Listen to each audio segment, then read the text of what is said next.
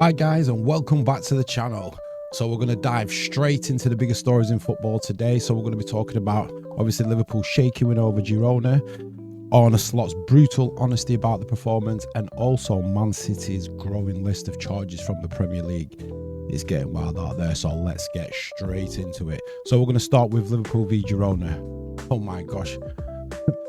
Kelleher is a very good keeper, but Alisson is just different gravy. My definite man of the match. I'm not going to give any player ratings at this on this particular video, but I will say that I thought Alisson was definitely the man of the match. So yeah, Liverpool, we managed a 1-0 win over Girona in the Champions League to lock.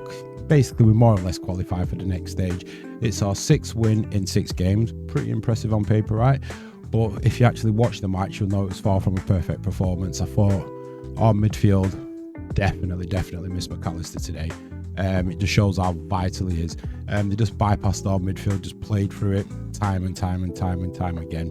It was actually, pretty well. It was too open. It was too open. It was like, obviously we had a lot more possession, but I would say, I think it was 17 shots to their 16 shots.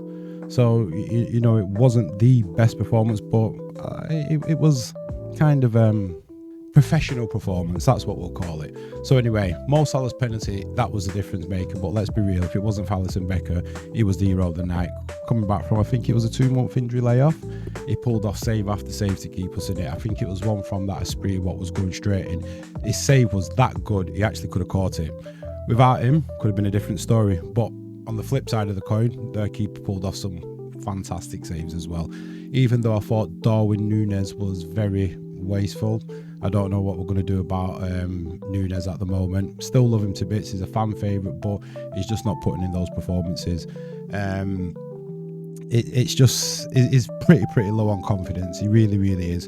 And look, what about Joe Gomez? He could have got his first goal for us. I think it was Gomez in the first half. Yeah, I'm sure it was, but I'm sure they said it was somebody else. But I know for a fact it was Gomez. Yeah, no, it was. Got a free header. Keeper pulled off a good save. Now anyway, let's get back to Arne Slot. You know what? Gotta love his brutal honesty. Would Klopp have done the same? I don't know, but that's why I do like him. Anyway, so I'm really pleased with the result in the group stage. This is what Arne Slot said, but tonight I'm far from pleased with the performance. Ouch, that is brutal honesty and a bit of a kick in the teeth to the players, but I do like it. So he was upset about what he called 2 big issues. First, the pressing. Yep, he wasn't impressed with the pressing at all. Like I said, we really did miss McAllister. Girona's a team that knows how to play out from the back, and they showed it time and time again. Turning out plays, it was quite comfortable.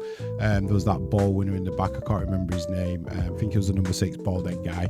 He spun us a few times. Our press was sluggish. It was uncoordinated, which made it pretty easier for them to basically play through us. Like I said, we really missed McAllister today. So Slot said, and I quote, "If you're late to the press, or if you press and get bypassed so easily, teams like Girona can hurt you." And honestly, he was right. If you looked at it, they hurt us quite a lot. Like I said, I think they had 16 shots to our 17. The second issue, the aggression after losing the ball, Slot pointed out that almost every time Liverpool lost possession, Girona broke through quickly and got a shot or two off, and he's right. Trent got skimmed a couple of times. We just didn't look on it. We just looked a little bit off the pace. It was frustrated with how little control we had. Even in the second half when we had a lot of possession, which admitted it was slightly better. But if you notice in the second half, they still had a couple of chances. Even after we scored, if it wasn't for the penalty, we didn't actually really cause them that many problems. We couldn't break them down.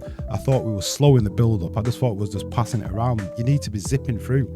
We've got the technical players to do it, but it was like we was just looking for the easy way out. So while Liverpool are through to the next round, Slot's comments are clear. Yeah, clear warning. If you want to go deep into the competition, they need to step it up. And you know what? I've got to agree with him. I've definitely got to agree with him. Anyway, so let's talk about City. So remember those 115 Premier League charges about the financial misconduct? Well, now apparently it's up to 130 alleged breaches. 130, that is right. So according to the Times, the increase comes down to confusion over which season some of the breaches apply to. But the bottom line is City is being accused of failing to provide accurate financial info and breaking financial fair play rules for 9 years. from 2009 to 2018. Ooh. But here's the kicker. The Premier League apparently has spent £50 million on this investigation, and City claims that they have irrefutable evidence to fight the charges. Meanwhile, a senior legal source says we could get a verdict as early as January, though delays are possible because of how complex this case is. Now, a lot of people are saying they should just be charged, Look at Forest, look at Everton. But you've got to remember, there was 115 charges. Now they've added an extra 15, so it's 130. I think Forest got, I think it was 2 charges. No, Everton was 2 or 3 charges and Forest was 1 or 2. So they could really look into that case basically straight away. They just said Everton spent too much. It was there, clear as daylight. It was 1 charge. Forest, I'm not quite sure. I didn't really look into that. But Everton basically got docked 10 points, and then I think that was reverted back to 4. Then they got docked another few points after that. I think Forest got something like 5 or 6 points deducted. So the allegation for City actually include violations of UEFA's financial fair play regulations, breaking Premier League profitability and sustainability rules, and not cooperating with the investigation. If these charges stick, it could spell big trouble for City. Could a settlement be on the cards? Maybe, but with 130 charges, this is a legal fight on a massive scale. Got to remember, a settlement's not really going to be good enough, because a lot of teams are going to say they've missed out. Teams who've been relegated, teams who missed out on Champions League places. You know, it's a domino effect. It affects every single person who finished under City.